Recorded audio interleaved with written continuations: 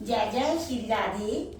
तो आज जो मार्गशीर्ष का शुक्ल महीना है और शुक्ल पक्ष है, तो जो हमने भादों के महीने में महादेव जी के डोरे बांधे थे वो आज खोले जाएंगे।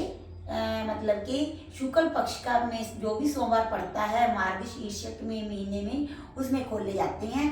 तो आज हम उन्हें खोलने जा रहे हैं। वो धागे खोलने के डोरे खोलने के लिए कैसी पूजा की जाती है और किस प्रकार से कथा पढ़ी जाती है, ज्वार के आटे की चूड़ी तैयार की जाती है, तो वो मैं सब आपको बताऊंगी। तो ये ज्वार के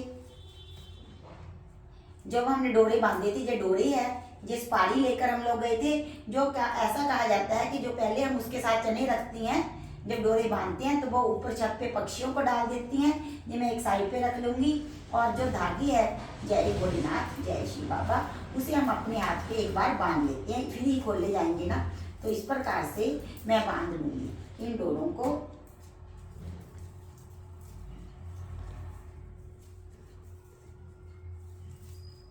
जय भोलेनाथ जय शिव बाबा। तो इस प्रकार से हम बांध लेंगे। जो चूड़ी बनती है इन धागों को खोलने के लिए, महादेव को भोग लगाने के लिए, वो कैसे बनती है इसका वीडियो मेरे cooking with Renu Bala channel पे पब्लिश है। आप वहां जाके विजिट करके देख सकते हैं कि किस प्रकार से ज्वार के आटे की चूड़ी तैयार की जाती है। तो हमें क्या कुछ चाहिए, या तो आप ऐसा शिव भोलेनाथ माता पार्वती जी का जिसमें गौरांग जी हो, गणेश जी हो, कार्तिकेय जी हो, उनका कोई चित्र ले लें, जैसे कैलेंडर कुछ भी जा स्वरूप। तो मेरे पास जो शिव परिवार है तो मैं डेली भी इसमें ही पूजा करती हूँ, स्नान वगैरह करवाती हूँ भोलेनाथ को। तो मैं वही मतलब कि भोलेनाथ जी का शिव परिवार ले रही हूँ। तो सबसे पहले हम कोई भी पूजा पाठ करते हैं, अगर तो आपको मंत्र आते हैं तो अच्छी बात है, अगर नहीं आते तो आप वैसे ही 3 बार कर लीजिए। मेरे को ये मंत्र मालूम है, मैं कर रही हूँ, क्योंकि किसी भी पूजा में सबसे बड़ी बात तो भाव की रहती है। तो ये मंत्र पढ़ा जाता है जो पूजा सामग्री है अपने आप को शुद्ध करने के लिए। ओम अपवित्रा पवित्र व सर्वस्ताम गतिया पिवा यह समेत पुंडरीकाक्षं सा ब्रह्मयंत्रा सुचिया ओम पुनातु पुंडरीकाक्षा पुनातु पुंडरीकाक्षा पुनातु। ऐसे अपने ऊपर सभी पूजा सामग्री पर आसन के चारों कोनों पर हम इस जल को छिड़क लेते हैं। तो फिर आत्म ऐसी भावना की जाती है कि मेरे तीनों मन वाणी सूक्ष्म शरीर फिजिकल जो बॉडी है सभी शुद्ध हो रहे हैं, उसके लिए इस प्रकार से 3 बार आचमन किया जाता है। अगर आपको मंत्र नहीं आता तो आप ऐसे ही 3 प्रकार से 3 बार आचमन कर लें। ओम अमृतोपस्त्रन्मसि स्वाहा, ओम अमृतोपिदान्मसि स्वाहा, ओम सत्यम जैसा श्रीमर्य श्री श्रीताम स्वाहा। तो ये हमारी मन वाणी वचन की शुद्धि होगी, जो तीनों शरीर है उनकी शुद्धि कही जाती है। तो अब ओम चित्रूपनी महामाय दिव्य तेजे समन्विते तिस देवी शिखा मध्या तेजो वृद्धि कुर्सव में जय। शिखा बंधन जैसे हम करते हैं जय। तो उसके पश्चात मैं तो वैसे षटकर्म की सभी क्रियाएं करती हूँ पूजा करने से पहले। अगर आपको आती है तो आप कर सकती हैं, जैसे हम प्राणायाम भी करते हैं। और भी तो मैं छोट में जो आपको लिए जरूरी है वो ही बताऊंगी। तो इसके पश्चात हम क्या करेंगे, भगवान गणेश जी को स्नान कराएंगे। जो मैंने गंगा जल भर कर रखा है एक लोटे में। तो ये सबसे पहले गणेश भगवान जी को, जो गणेश जी है, जो माता गौरा पार्वती, जो कार्तिकेय जी है, जो नंदीगण है, और शिव नाग देवता शिव बाबा है। तो सबसे पहले हम गणेश भगवान जी को स्नान कराएंगे। उससे पहले हम जान लेंगे कि क्या क्या पूजा के लिए है। ये हमने मोली ली है, ये मेरे पास है रोली, कुमकुम, ये सफेद चंदन है जो मैं डेली घिसकर भगवान जी को अर्पण करती हूँ। दक्षिणा सुपारी हम लेकर गए थे। ये ज्वार के दाने हैं जो हम कहानी कहते वक्त हाथ में लेंगे। ये ज्वार की चूड़ी हमने तैयार की है। और ये अक के पुष्प है, धतूरे, ये भी शंकर भगवान जी को अर्पण की जाती हैं। ये है क्या बोलते हैं बेलपत्र, ये अक के पुष्प हैं, ये धतूरा है, ये भांग है, ये फूल है भगवान शंकर भोलेनाथ जी को अर्पण करने के। कोई भी आप सीजन के फूल ले लीजिए, ये भगवान शंकर जी को अर्पण करेंगे। इतनी सामग्री हमें चाहिए होगी। सबसे पहले गणेश जी को स्नान कराते हैं। जय गणेश देवा माता जानकी पार्वती पिता महादेवा। फूल चढ़े पान चढ़े और चढ़े मेवा लड्डू उनका भोग लागे। संत कर दे सेवा एक दंत दयावंत चार भुजाधारी मस्तक संदूर सर मुझसे सवारी। आमदन को आंख देना कोड़ी को काया बांझन को पिता देना निर्धन को माया। माता गौरा पार्वती जी को शिव पार्वती जोड़ा कदे ना आवे थोड़ा। शिव पार्वती जोड़ा कदे ना आवे थोड़ा। कि माता पार्वती जी की पूजा करने से घर में कभी भी किसी प्रकार की कमी नहीं आती है। जय कार्तिकेय देवता स्नान करो। जय कार्तिकेय जय नंदीगण प्रणाम है। जय नाग देवता प्रणाम है। जय भोलेनाथ जय भोलेनाथ। हर हर गंगे हर हर गंगे हर गंगे हर महादेव हर महादेव हर महादेव हर महादेव। ओम नमः शिवाय। ओम त्र्यंबकम जजामहे सुगंधिं पुष्टिवर्धनम् उर्वारुकमिव वन्दनान् मृत्युमुक्षये मामृता। जय भोलेनाथ कोटि कोटि प्रणाम है। सबसे पहले गणेश जी को तिलक करेंगे। जय चंदन का। जय कार्तिकेय देवता जय नंदीगण जय नाग देवता। सभी को चंदन का तिलक करेंगे। उसके पश्चात माँ गौरा पार्वती जी को हम लाल रोली कुमकुम से तिलक करेंगे। जय माँ गौरा पार्वती। तो सबसे पहले गणेश जी को मोली अर्पण करेंगे। उसके पश्चात माता गौरा पार्वती जी को मोली अर्पण की जाती है। जय माँ गौरा पार्वती। जय कार्तिकेय देवता जय कार्तिकेय देवता। कलावा स्वीकार करो। जय नंदीगण जय नाग देवता जय जय भोलेनाथ स्वीकार करो। कोटिश कोटिश प्रणाम है नमस्कार है। जय भोलेनाथ भोलेनाथ जी को तिलक अर्पण करेंगे। जय भोलेनाथ भोलेनाथ जी को सफेद पुष्प अर्पण किया जाता है। जय भोलेनाथ स्वीकार करो। पूजा अर्चना स्वीकार करो। जय माँ गौरा पार्वती। इसे सदा बहार का कहते हैं, सदा सुहागन। जय गौरा पार्वती जी को। जय गौरा पार्वती। जय आँख के फूल भगवान शंकर। ओम नमः शिवाय ओम नमः शिवाय ओम नमः शिवाय ओम नमः शिवाय ओम नमः शिवाय ओम नमः शिवाय ओम नमः शिवाय। जय भोलेनाथ स्वीकार कीजिए। जय भोले बाबा स्वीकार कीजिए। जय भोलेनाथ स्वीकार कीजिए। धतूरा अब इनका तिलक लगाएंगे। जय ओम नमः शिवाय के चंदन से बेलपत्र पर ओम नमः शिवाय ओम नमः शिवाय ओम नमः शिवाय ओम नमः शिवाय ओम नमः शिवाय ओम नमः शिवाय। मैं खुद भी तिलक करूँगी। जय ओम नमः शिवाय ओम नमः शिवाय।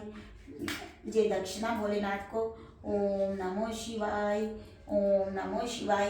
अब आप सोच लेंगे इनका क्या करेंगे। इस सारी पूजा सामग्री हम अगर तो आपके घर में कोई लान है किसी गमले में कर दीजिए, या अगर जगह है कच्ची उसमें दबा देते हैं। नहीं किसी जल प्रवाह कर दी जाती है। नदियाँ प्रदूषित हो रही है इसलिए हम अपने घरों में आजकल इसे मिट्टी में ही दबा देते हैं। नाली तो अच्छी खाद बन जाती है और इसके साथ ही नदियाँ भी प्रदूषित नहीं होती। तो ये बहान मैं भूल गई थी। भगवान जी को अर्पण करें। जय भोलेनाथ। तो भगवान जी की तो पूजा होगी। अब इन्हें हम क्या करेंगे कि इसे इधर रख देते हैं। तो जय भोलेनाथ जय माँ गौरा। अब धूप दीप जो हमने दीपक बनाया है वो ज्वार के आटे का ही बनाया है। जब हमने चूड़ी के लिए आटा लगाया था तो पहले दीपक के लिए थोड़ा आटा का लोई निकाल दी थी, तो उसी से दीपक तैयार किया है। तो अब हम कथा कहेंगे।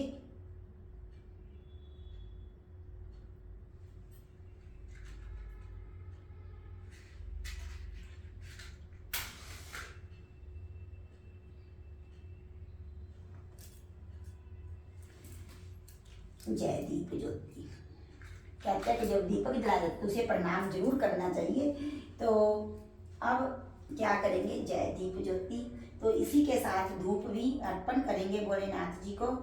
जय प्रथम पूजनीय गणेश भगवान की जय। धूप दीप गणेश भगवान विघ्न विनाशक भगवान मंगल करता एक दंत भगवान लंबोदर भगवान स्वीकार करो।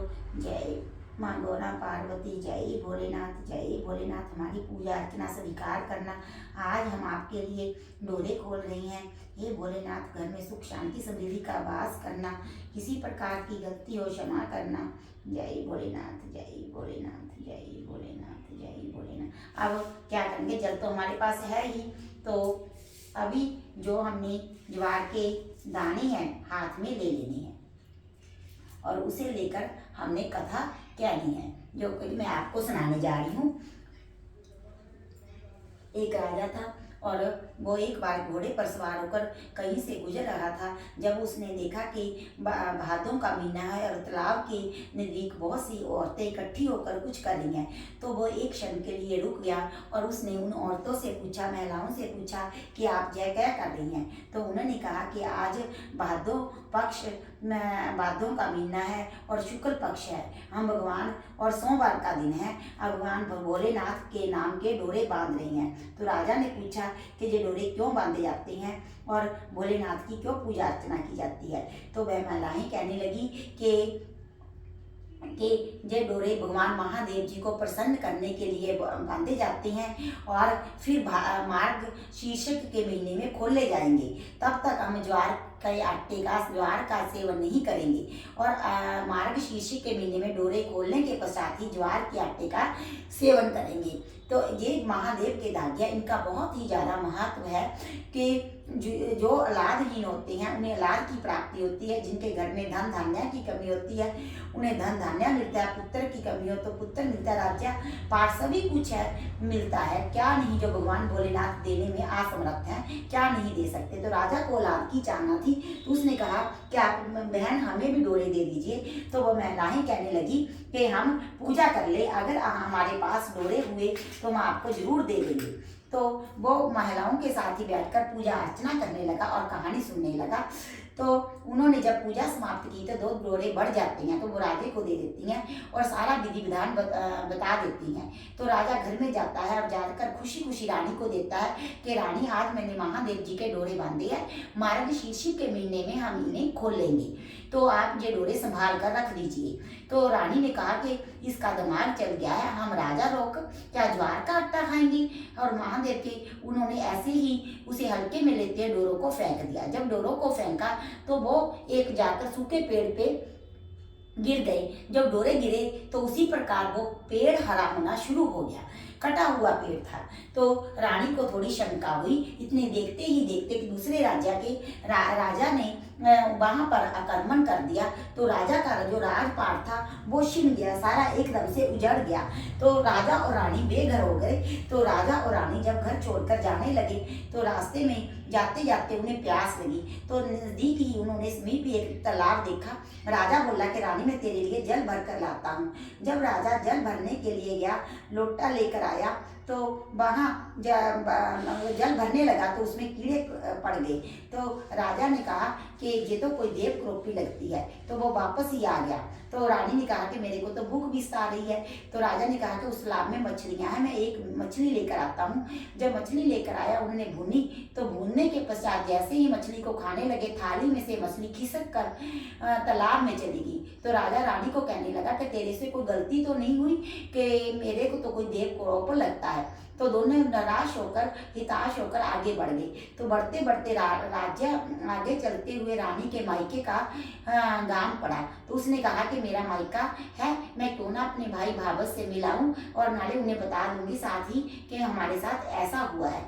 जब वह घर पहुंचे तो उसने पहले घर पहुंचने से पहले बाहर ही संदेशा दिया कि मैं आपसे मिलने आई हूँ। राजा रानी की जो बहन और भाभी और भैया थे, वे आरती का थाल सजाकर लेकर आए और जैसे ही वो आरती उतारने लगे तो आरती का दीपक बुझ गया और उसमें भी कीड़े मकोड़े पड़ गए।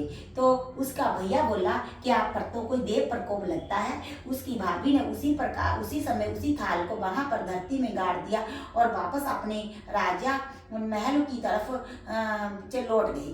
तो राजा और रानी वहां से भी हताश होकर आगे निकल गए। जाते जाते राजा को अपने एक दोस्त की याद आई कि राजा बोला कि क्यों ना मेरा यहाँ एक मित्र है, मैं उनसे भी मिलता चलूं, हो सकता है कि कोई वह ही हमारी इस विपदा में सहायता कर दे। तो जब राजा और रानी आगे बढ़े तो दोस्त के वहाँ गए तो उन्होंने दोस्त बहुत प्रेम से मिला और उन्हें भोजन के लिए आग्रह करने लगा। राजा और रानी जैसे ही भोजन करने के लिए बैठे तो उस दोस्त की पत्नी का हार खूंटी पर टंगा था। राजा रानी जैसे ही भोजन कर रहे थे, राजा की निगाह उस हार पर पड़ी और राजा ने देखा कि खूंटी जो थी हार को, सोने के 9 लखा हार को निगल रही थी। राजा का मन बहुत परेशान हुआ और वहीं से वो वापस चले गए। तो दोस्त ने राजा ने पूछा कि क्या बात है। कहते हम 1 मिनट भी नहीं ठहर सकते, हमारा भाग्य ही खराब हो गया है। तो जब उन्होंने भी देखा कि खूंटी पर हार नहीं है तो उन्होंने भी थोड़ी शंका हुई राजा रानी, परंतु उन्होंने कुछ नहीं कहा। आगे राजा रानी चले गए। रास्ते में बड़ी जोर से आंधी तूफान आया। राजा और रानी दोनों आपस में बिछड़ गए। राजा भटकता भटकता कहीं पर दूर निकल गया। रानी भटकती भटकती एक रोही बियाबान जंगल में आ गई। वहां उसने देखा कि एक कुटिया है जो खाली पड़ी है। ऐसा लगता था कि मानो कि किसी ऋषि संत महात्मा की कुटिया है। रानी ने वहां जाकर अंदर से कुंडी लगा ली और वहां रहने लगी। जब वो किसी साधु की कुटिया थी। जब साधु बाबा शाम को भिक्षा मांगकर गजा कर वापस आए तो उन्होंने देखा कि कुटिया अंदर से बंद है। जब उन्होंने दरवाजा खटखटाया तो रानी ने अंदर से आवाज दी कि मैं कोई भूत चुड़ैल नहीं हूँ, मैं एक दुख की मारी हुई राजा की रानी हूँ। अगर आप मेरे को 3 वचन दे तो मैं ये कुंडा खोल दूंगी। तो साधु ने बोला कि मैंने 3 वचन दिए। तो रानी ने कहा कि पहला वचन, आप जब तक मेरे पे विपत्ति है, आपदा है, मेरे को जहाँ रहने के लिए शरण दोगे।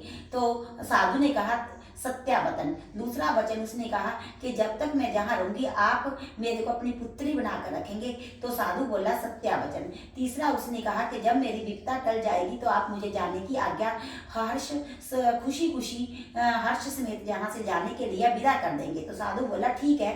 तो उसने कुंडी खोल दी। साधु बाबा बहुत प्रसन्न हुए कि ये तो वाकया ही मेरी पुत्री है। तो उन्होंने उसे अपने पुत्री रूप में स्वीकार कर लिया। तो वो बड़े प्रेम के साथ वहाँ सारा कामकाज करती साधु बाबा के लिए खाना परोसती। उनकी मतलब कि जब पूजा संध्या का समय होता तो उनके लिए आसन बिछाती, पुष्प लेकर आती। इस प्रकार दोनों खुशी खुशी समय व्यतीत करने लगे। उधर जो राजा था वो किसी जो भटक गया मतलब थका हारा था तो एक महल के बाहर जाकर सो गया।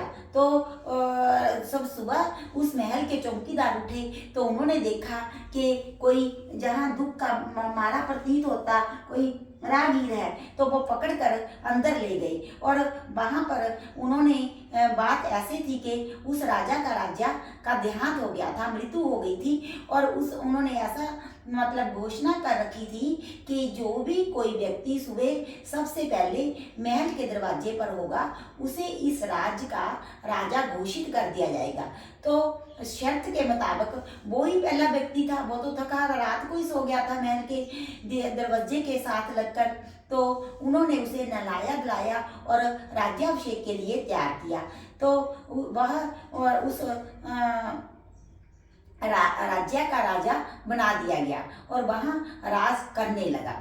क्योंकि भगवान शंकर को मालूम था कि इसने तो कोई गलती नहीं की। तो भगवान शंकर का तो उस पर कृपा दृष्टि वाला हाथ था। गलती रानी ने की थी, इसलिए रानी को राजा से भगवान ने अलग कर दिया।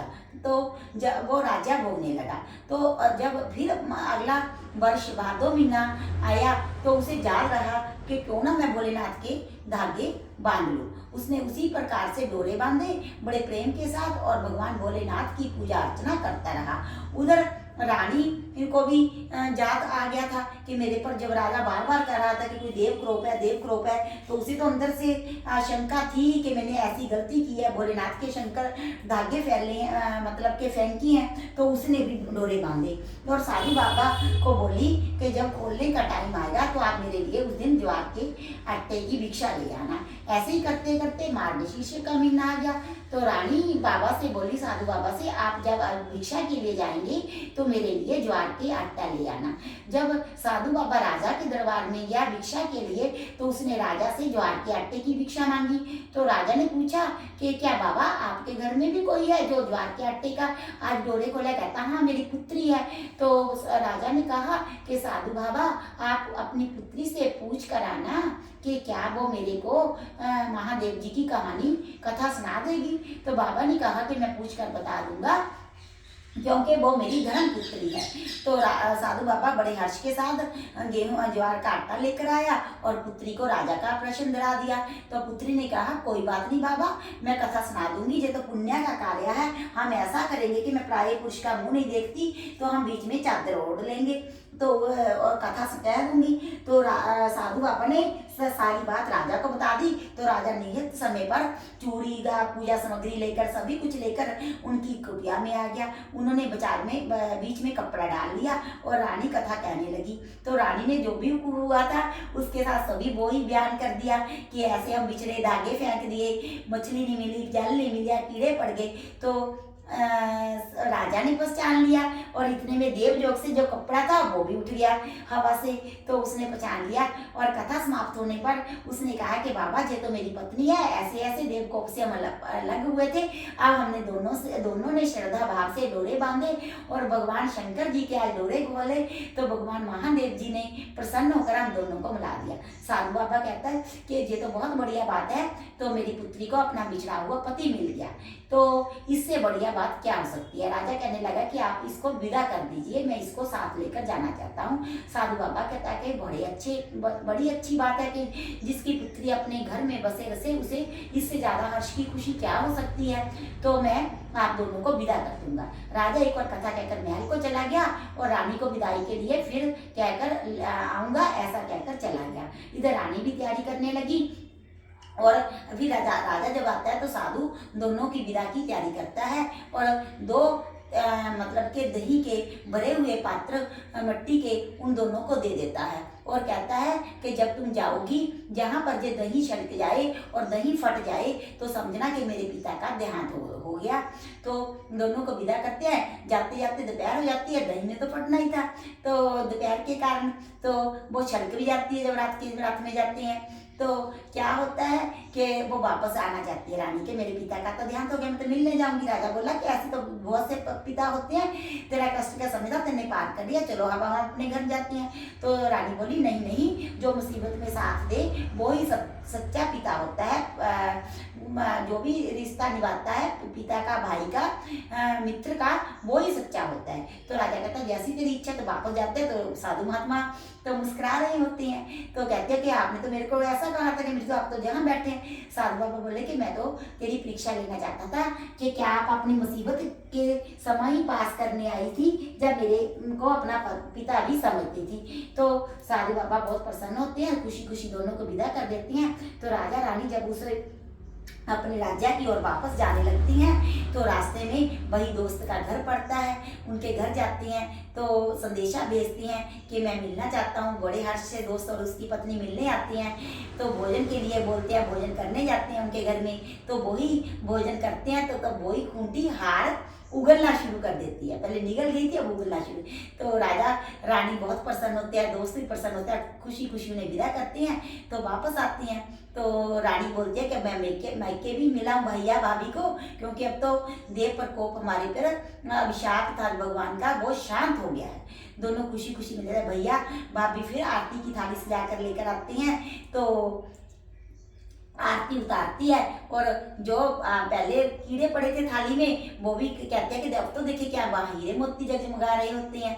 तो दोनों को खुशी खुशी अपने महल में लेकर जाते हैं, उनके चरण बंदन करते हैं और उन्हें भोजन कराते हैं, विदा कर देते हैं। राजा रानी फिर वापस आती हैं, जिस तालाब में से मछलियाँ देखी थी वहाँ निर्मल जल ऐसे मछलियों से भरा मिलता है। कहते कि देखा रानी वो देव प्रकोप के कारण ही था।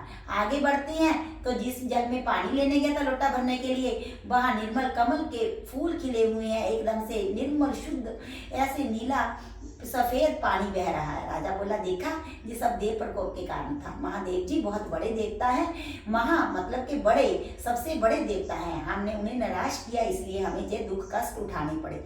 वापस आते हैं राजमहल, वहां से फिर उसी प्रकार से ऐसे एकदम से लगा लगाया मिलता है। जो राजा जिसके साथ युद्ध हुआ था वो राजा सब अपना राज्य वापस दे देता है, और वो राजा रानी ऐसे कहता कि मेरे से गलती हुई, इतना मैंने लूट पाट किया, खून खराबा किया, आप अपना राजा वापस ले लीजिए और जहाँ बेफिक्र होकर निर्भय होकर अपना राज्य करें। दोनों राजा रानी वहाँ चैन से अपना राज करने लगते हैं। राजा में किसी चीज की धन धान्य की कमी नहीं रहती, सभी प्रजावासी सुख शांति से रहते हैं। हे भोलेनाथ, जैसे आपने शिव बाबा पे कृपा राजा रानी पे पहले कष्ट दिया, उसे किसी प्रकार का भी किसी को भी अपने भक्त को कष्ट ना देना।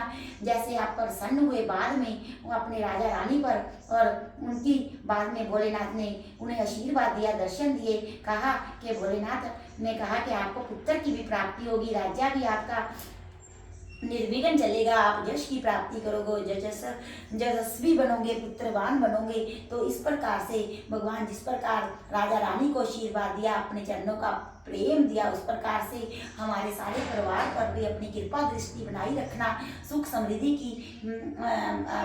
समृद्धि का हमारे घर में वास करना, दुख क्लेशों रोगों शोगों का नाश करना। हे भोलेनाथ, पूजा पाठ करते हुए किसी प्रकार की हमारे से भूल चूक हो गई हो, गलती हो गई हो तो हमें क्षमा करना। हे भोले बाबा, आप सबसे बड़े हैं, ये हमने आपके लिए प्रसाद तैयार किया है। आप माँ गौरा पार्वती जी साथ अपने दोनों पुत्रों के साथ अपने सुमुख परिवार के साथ हमारा प्रसाद स्वीकार कीजिए। जय भोलेनाथ, जय भोलेनाथ, जय भोलेनाथ। आज से हमें ज्वार का सेवन करने की आज्ञा दीजिए। हमने आपको अर्पण किया है। हे भोलेनाथ, हमारे घर में सुख शांति का वास कीजिए। ये मैं डोरे भी आपको अर्पण कर रही हूँ। आगे से भी इसी प्रकार खुशी खुशी हमें आपके भोलेनाथ की डोरे बांधते रहें। सारे परिवार पर अपना कृपा दृष्टि वाला हाथ रखना। जय भोलेनाथ, जय भोलेनाथ। ये जो डोरे होती हैं, चूड़ी होती है, दक्षिणा होती है, ये ब्राह्मणों के घर में दे दिए जाते हैं। और जिस थैली में हम अपने किसी भी कपड़े में, लाल कपड़े में बांध कर रखते हैं, उसमें आज से ये जो गेहूं के ज्वार के दाने हैं, ये तो छत पर पंछियों को डाल दी जाती हैं। अगर आपके घर में छत नहीं है, जैसे फ्लैट सिस्टम है, तो आप किसी वृक्ष के नीचे डाल दिए, और चूड़ी के साथ जो सुपारी थी उसे हम ऐसे बांध कर रख देते हैं। ये फिर अगले साल फिर डोरे बांधेंगे। ये महादेव कोटि कोटि प्रणाम है, आपको नमस्कार है। जो ये सभी सामान है जिससे पूजा की थी, जो ब्राह्मणों के घर में पहुंचा दिया जाता है, डोरे भी, चूड़ी भी और दक्षिणा भी। तो ये जल प्रवाह कर देंगे। जय जय श्री राधे श्याम, जय भोलेनाथ, ओम नमो शिवाय। तो अब भोलेनाथ जी की हम आरती भी उतार देंगे। जय भोलेनाथ, जय श्री बाबा, नमो नमो, नमो नमो जी, नमो नमो भगवान। जय भोलेनाथ, जय भोलेनाथ, जय श्री बाबा, जय जय श्री राधे। इस प्रकार से मैंने सारा विधि विधान कथा भोलेनाथ जी की पूजा आपको सारी बता दी है। जो अगर आपको पसंद आई हो तो कमेंट बॉक्स में कमेंट डालकर हमें बताएं, और सारी हमारी डोरे खोलने की कथा की पूजा की विधि का वीडियो आगे अपने फ्रेंड सर्कल में सभी में शेयर कीजिए, लाइक कीजिए। बहुत बहुत धन्यवाद। अब हम मिलेंगे अपनी नेक्स्ट वीडियो में, तब तक के लिए बाय बाय।